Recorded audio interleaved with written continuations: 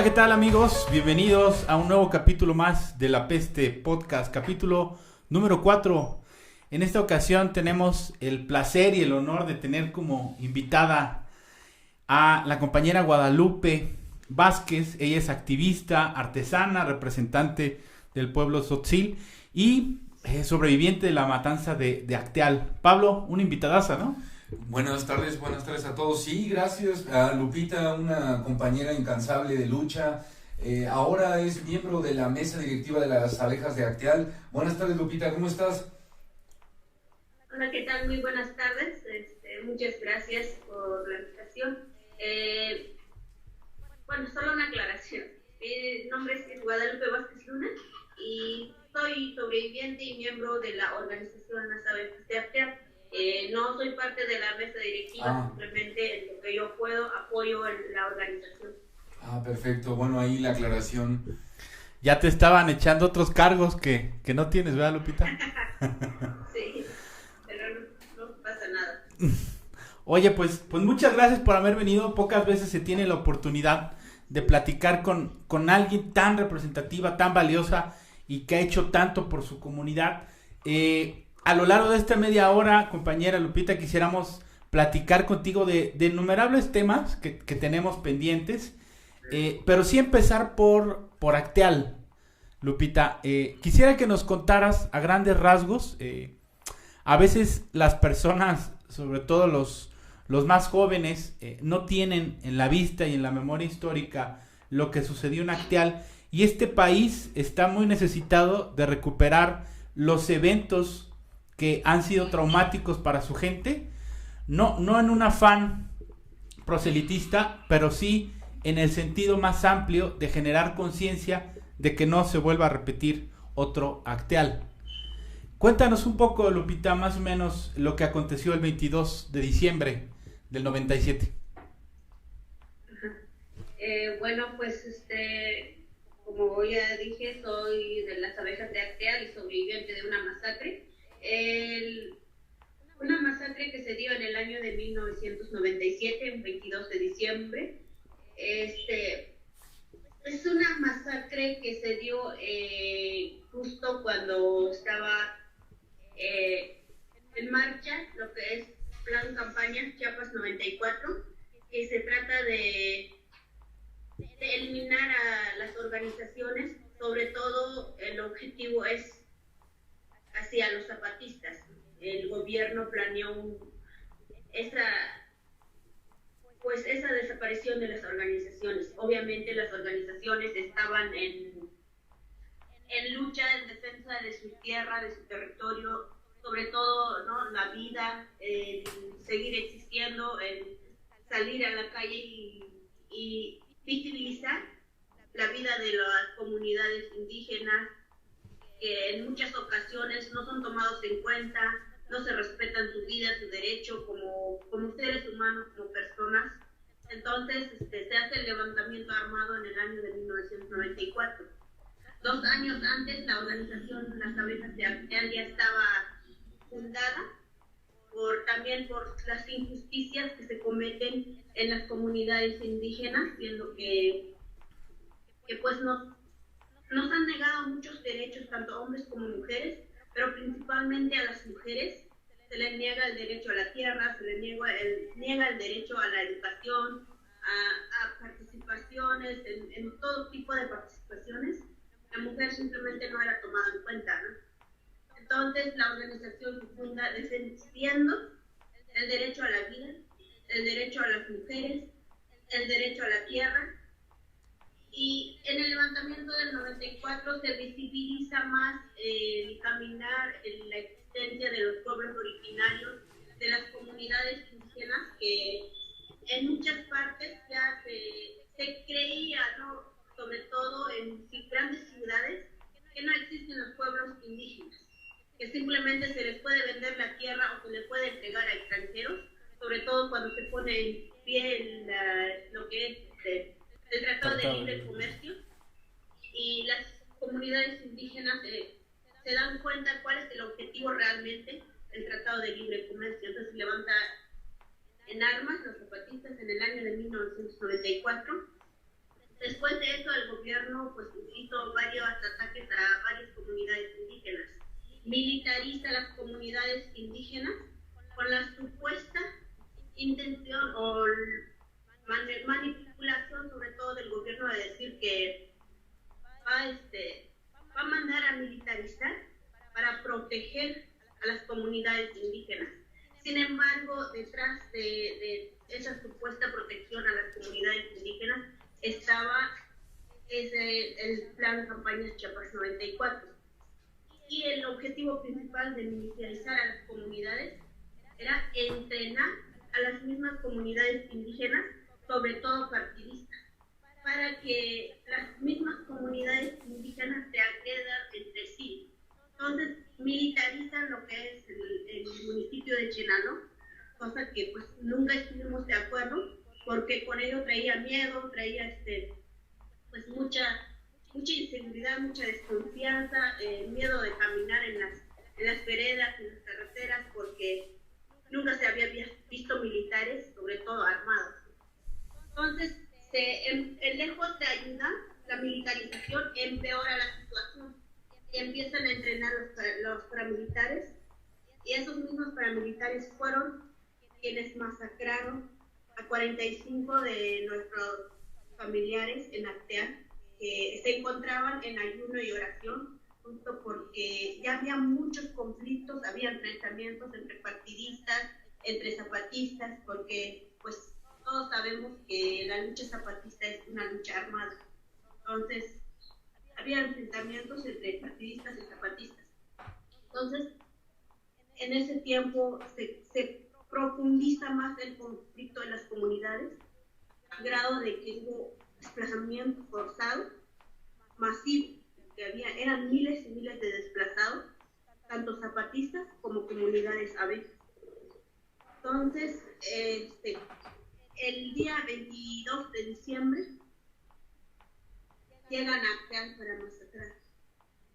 Supuestamente ellos querían, o la idea de ellos era enfrentarse a los zapatistas, pero las abejas de Acteal era obvio que era una organización pacífica. Ya se había difundido mucha información que las abejas no estaban ni armadas ni buscaba enemigos, ¿no? Lo que buscaba era luchar por buscar la paz, por buscar la unidad de los pueblos, de las comunidades, por buscar un diálogo para que todos los conflictos que se había acumulado hubiera una reconciliación. Entonces, como había ya muchos desplazados, mi papá lideró esa oración, organizó. Sí, él organizó 3 días de ayuno y oración. ¿Qué es lo que él contaba? Que esto acostumbran las comunidades indígenas, sobre todo los mayas. Culturalmente esto es algo muy, muy importante, muy significativo para nosotros. Entonces organizan un ayuno y oración por 3 días para pedir la paz para las comunidades, para los pueblos, que ya no hubiera tantos conflictos. Entonces ese era el objetivo del ayuno y oración. Sin embargo, el segundo día de ayuno y oración fue cuando sucede la masacre, donde mataron a 45 personas, entre ellas 26 mujeres, 4 de ellas embarazadas, que pues no se conformaron con haberlas matado, sino que se dan cuenta de que están embarazadas las mujeres, les abren el vientre, sacan a los bebés del vientre de las mamás. Pues fue una masacre muy, muy, muy fuerte, muy cruel, algo que a 23 años pues no logramos entender las razones, porque obviamente la masacre fue planeada para exterminar a los pueblos indígenas, sobre todo a las organizaciones sociales, a los que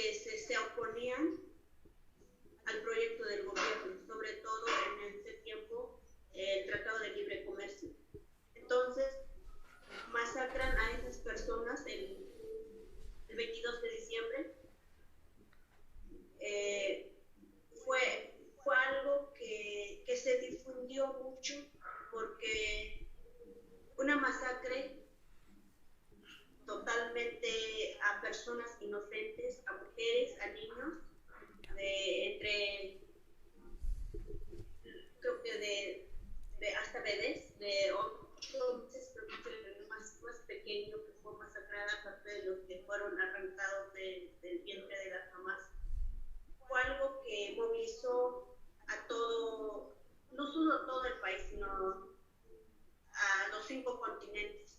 Entonces, sucede que esa masacre ya se había previsto antes, porque el conflicto que se estaba sucediendo en las comunidades era algo, sobre todo a periodistas, a medios de comunicación, habían llegado a las comunidades donde había muchísimo desplazamiento. Entonces ya habían hablado por televisión, por radio, por los noticieros, de que el gobierno tenía que hacer algo, pero ya, porque si no hace algo, ya se estaba viendo una masacre, ya se estaba viendo una matanza. Sin embargo, el gobierno no hizo nada. Entonces permitió, porque pues no solo no le interesó, sino que él ideó esa masacre. Y no conforme con haber matado a 45 personas, intentó, después de matarlos, intentó desaparecer los cuerpos que levantaron en la madrugada del 23 de diciembre. Quiso desaparecer a los cuerpos, sin embargo no fue posible porque, como ya dije, ya era algo que se estaba viendo que estaba por suceder, y sucede a una organización pacífica, no armada, que su único delito era pedir la paz por los pueblos, por las comunidades. Entonces ya muchas comunidades sobre todo en San Cristóbal, ¿no? El Centro de Derechos Humanos Fray Bartolomé de las Casas, que es gracias a don Samuel Ruiz García, a varias organizaciones. Oye, Lupita, ¿y qué pasa con el grupo de las abejas de Acteal después del 97? Después del 97, las abejas de Acteal, en lugar de ser minimizada la fuerza o desaparecer a esa organización, adquirió más fuerza, porque después de la masacre optó por seguir luchando por la paz, por una lucha no violenta.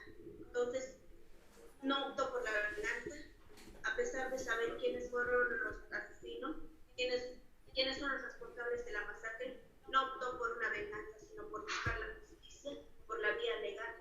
Entonces, intensifica la lucha de las abejas, se fortalece más, porque ya perdimos a 45 que también querían justicia, que querían paz, que querían una lucha no violenta. Entonces se fortalece más esa lucha de buscar la paz, la no violencia. Entonces siguió luchando, empezó a exigir justicia por los 45 muertos, y no solo por eso, luego siguió caminando, y sabemos que siguió pasando muchas cosas después de la masacre de Acteal, que están los 45 de Ayotzinapa, los feminicidios, muchas cosas pasaron. Compañera, después de eso. Entonces las abejas de Acteal siguió caminando y buscando una paz para los pueblos, para las comunidades, para el mundo, ¿no?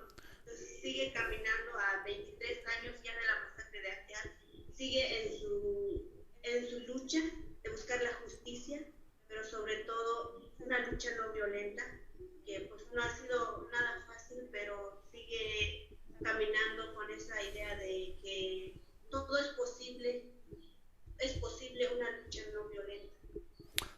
Muchas gracias por tu testimonio, compañera Lupita. Quisiera preguntarte de lo que sucedió el 3 de septiembre del año pasado, en la ceremonia que hubo en la Secretaría de Gobernación, la disculpa pública a las víctimas, la firma de los acuerdos de solución amistosa. ¿Ustedes, como organización, como víctimas, sienten que era lo que pedían? ¿Es el acuerdo al que ustedes estaban tratando de llegar? Por supuesto que no. Como abejas de Acteal, lo que hemos buscado es justicia. Es que el Estado mexicano sea señalado por su responsabilidad, por su crimen de lesa humanidad que cometió contra las abejas de Acteal. Nosotros en ningún momento hemos pedido una solución amistosa. Para nosotros una disculpa pública fue una ofensa, porque no es lo que buscamos.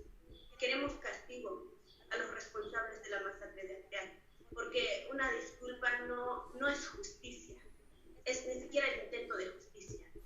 El Estado mexicano tuvo su oportunidad de juzgar a los responsables de la masacre de Acteal, no tuvo la capacidad.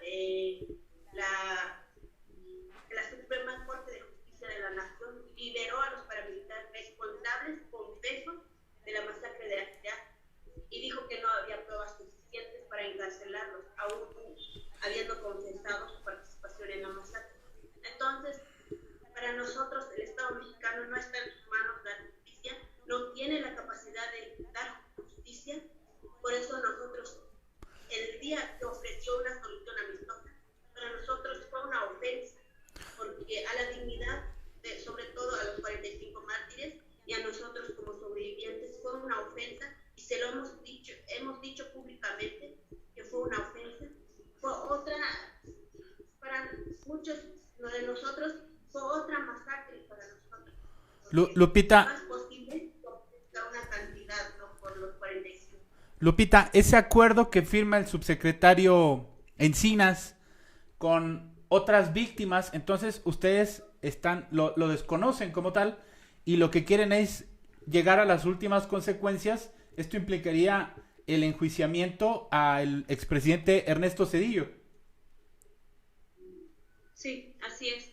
Nosotros no somos, no son las abejas los que firmamos, obviamente se hacen pasar, fueron parte de las abejas de Acteal y respetamos que hayan tomado esa decisión, pero ya no son parte de las abejas desde 2014 y los que seguimos siendo las abejas de Acteal no hemos firmado ninguna solución amistosa. Nosotros queremos llegar hasta las últimas consecuencias, hasta que la Comisión Interamericana dicte el informe de fondo, y eso es lo que vamos a seguir sosteniendo y eso es lo que queremos. Lupita, ¿y qué pasa con los paramilitares? Porque los paramilitares regresaron a las comunidades. Es más, creo que por ahí se dice el chisme que hasta el gobierno les dio casas nuevas a los paramilitares. ¿Qué pasa con estas personas?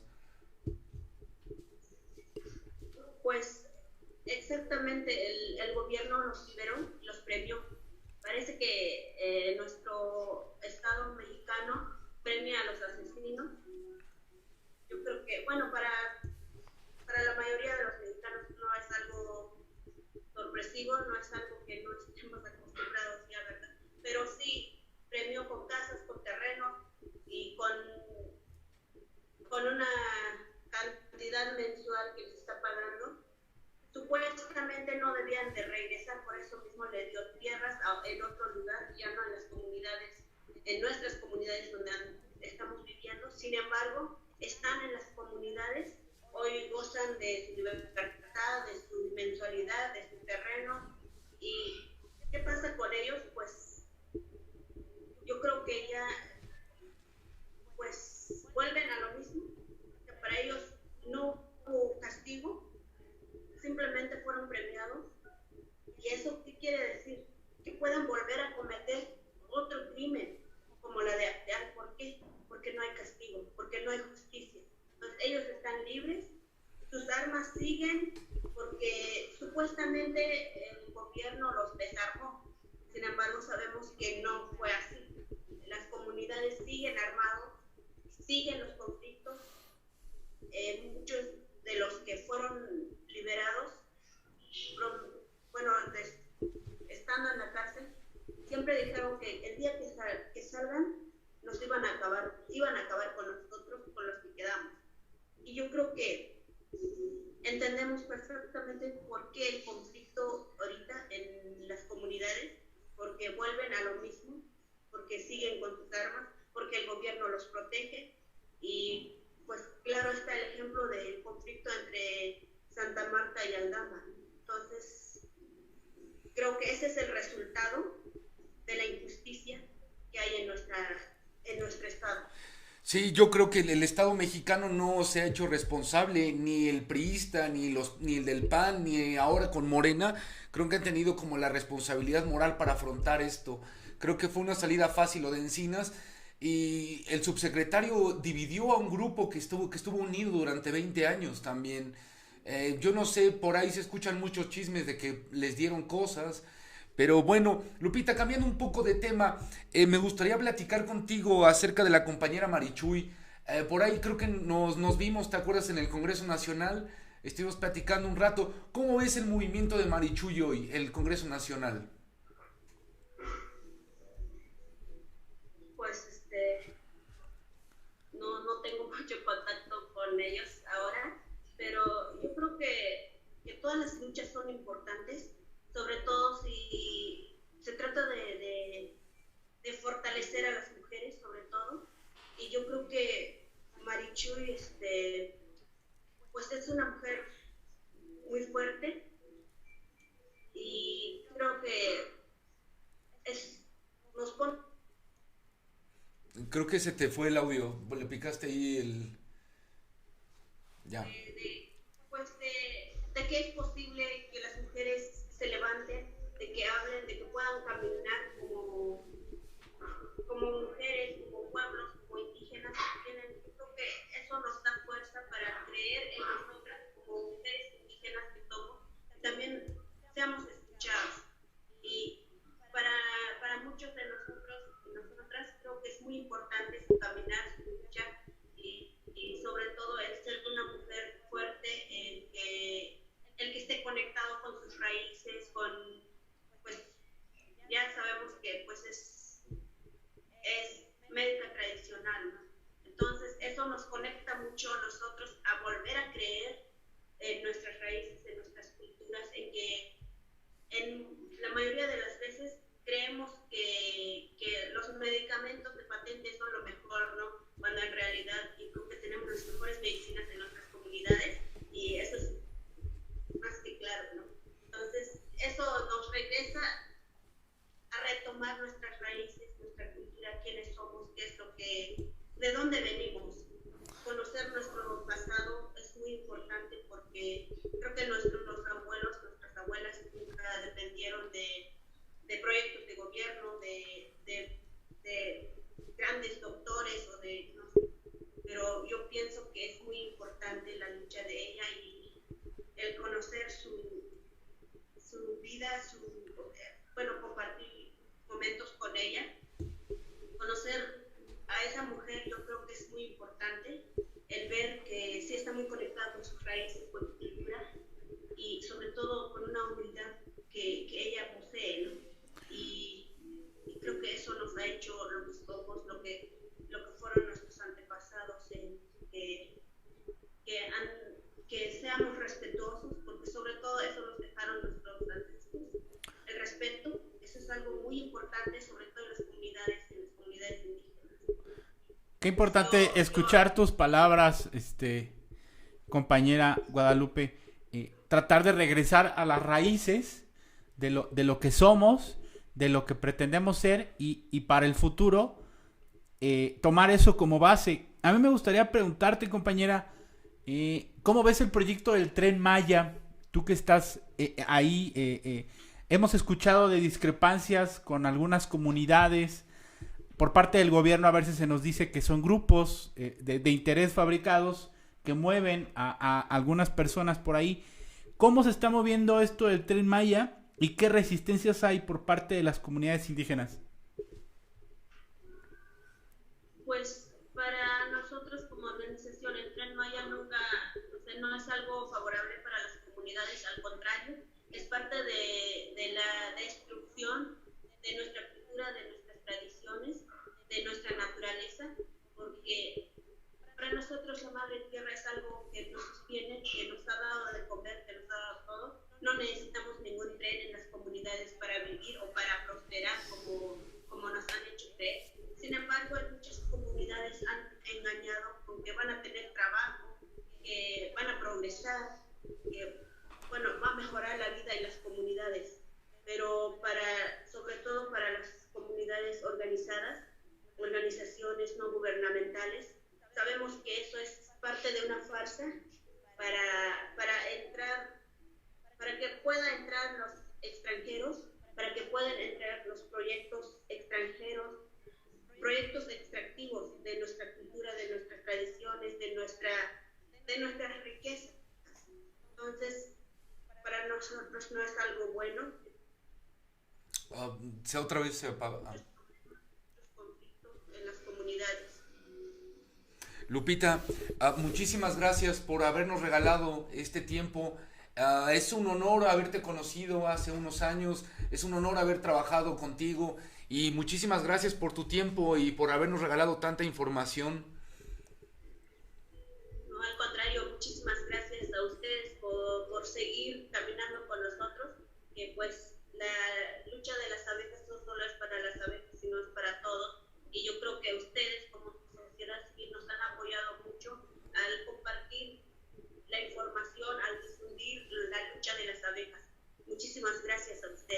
Gracias a Cuídate, ti, Lupita. compañera. Un placer haberte escuchado. Muchos abrazos para todos por allá. Igual.